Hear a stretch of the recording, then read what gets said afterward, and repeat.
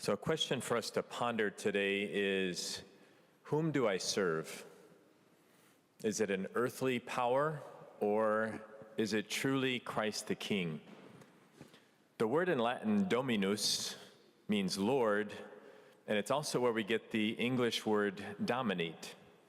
So if we ask who is the Dominus of my life, what or who dominates my life, a good question to ask ourselves is, where do I spend my time, my energy, and my money? It kind of shows us who is the Lord of our lives. So today is the last Sunday in Ordinary Time, and we're going to start Advent next week. And so we save one of the greatest feasts of the year for the end of the church year, Jesus Christ, King of the universe. So the three things today I'm going to focus on: Pope Pius XI, history, and our response.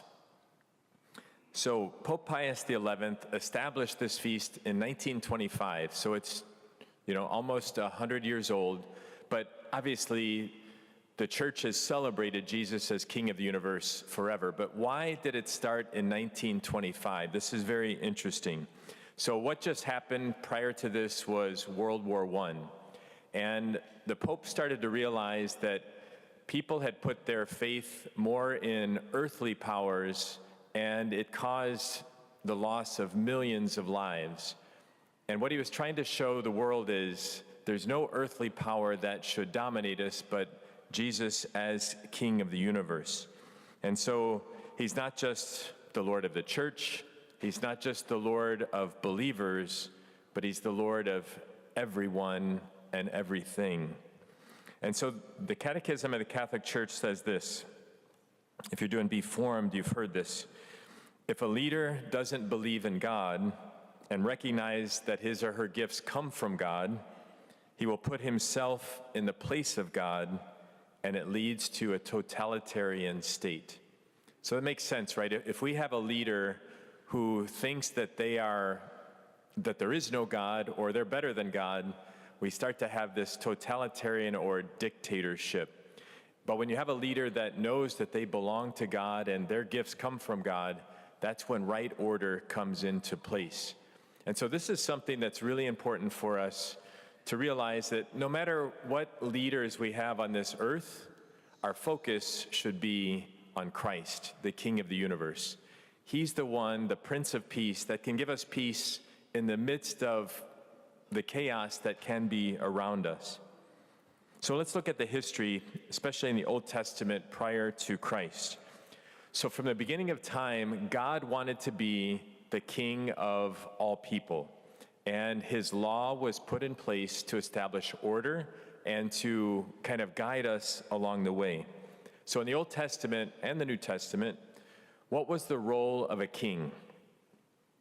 They would maintain the covenant between God and his people. I am your God, you are my people. He would defend the kingdom from enemies. He would rule with justice to give people their due. He would teach the people. He would be a role model, and he would unite and expand the kingdom. And so if you think about that in terms of what Jesus does, we're going to get to that. But what happened in the Old Testament in this area of kingdoms? So Adam and Eve. Adam was really one of the first priests, and even though he wasn't named a king, he was meant to do those things that a king would do. But of course, we know that Adam broke the covenant. He did not defend Eve from the enemy of Satan, and sin prevented Adam from being the king that God desired him to be. Other kingly figures in the Old Testament, we have Abraham, Isaac, Jacob, Joseph, Moses. Moses was probably the second most important figure in the Old Testament, leading up to David. But what was common among all of these leaders? They were flawed, and they were sinful, and they were imperfect leaders. So Israel saw other nations at this time, and they thought, we want a king like everybody else. And God says, you don't need a king. I am your king. I am your God, and you are my people. They said, no, we want a king. So what happened? God says, okay, you want a king? Here's Saul, but he's not going to be the kind of king that you want. And sometimes we get that too in our world, don't we? You're going to get what you desire. If we put our faith in human beings, there's going to be problems. But if we keep our focus on God, he's the one that is our true leader. And so we know Saul was very flawed, and so the people thought, okay, we need a new king, and so God gave them King David, who's probably the most influential figure of the Old Testament. If you look at the timeline, David was about 1,000 years prior to Christ. So he would be the greatest archetype of a king in the Old Testament. He united the kingdom of Israel. He worshiped God and strove to lead the people in keeping the covenant. And God promised David that someone from his line would reign forever. He tried to be a king after God's own heart. But how did he do with that? We know that he was an adulterer and eventually a murderer. And so this great king, in his fallen nature, ruined everything that God had given him. And so there were some kings after David that were from his line, but when King Nebuchadnezzar came in 586 BC, he killed Zedekiah, which was the last one in the line of King David, and David's line was done as far as leadership. And so what did the people think? God has forgotten us. You promised that there would be a king from David's line that would rule forever, and now that line is done. Brings us to the third point, our response. What did God do? We know that God sent Jesus from the line of David to be the king of the universe. If we look at the gospel today, we see this interaction with Pilate. So Pilate is representing the emperor, the Roman emperor, and the Jews have brought Jesus before him. And Pilate's like, I don't want to get involved in your religious conflict here. What is the problem? Why are you bringing him to me? And they says, he claims to be king of the Jews. And so if he is king of the Jews and he poses a threat to the emperor, then Pilate is interested. And so he poses the question to Jesus, are you the king of the Jews? And we know that INRI, if you see it above a crucifix, INRI means Jesus of Nazareth, King of the Jews. And so Jesus says, you say that I am. In other words, he's saying, you're the one who's saying it. And so Jesus goes on to say this, my kingdom does not belong where? In this world. If my kingdom did belong to this world, my attendants would be fighting to keep me from being handed over to the Jews. But as it is, my kingdom is not here. So what Jesus is saying is, if he was truly worried about being an earthly king, his followers would be fighting tooth and nail to keep him alive. You remember going back to the Garden of Gethsemane when they came to arrest Jesus, Peter didn't understand what was going on. And what did he do? He got out the sword, he cut off the ear of the soldier, and Jesus said, put that sword away. In other words, we're not fighting for this kingdom, but I'm going to fight in a whole new way. And what does Jesus do? He goes to the cross. His throne is the cross, and his crown is a crown of thorns. And so Pilate says, so you are a king. And Jesus says, for this I was born. Everything that the Old Testament foretold is being fulfilled in me. I'm the new Adam, I'm the new Moses, I'm the new David.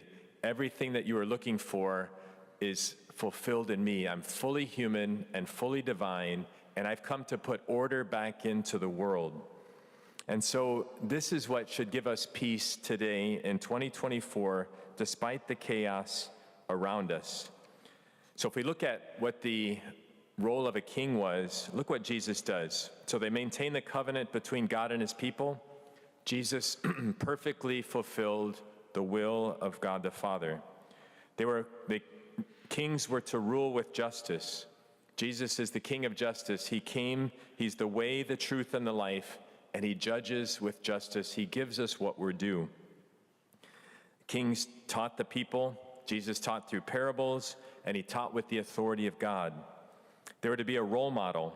Of course, Jesus showed us he is the way, the truth, and the life. He shows us the way back to the Father. They defend their kingdom from their enemies. So who are the enemies of Jesus? They were both visible and invisible.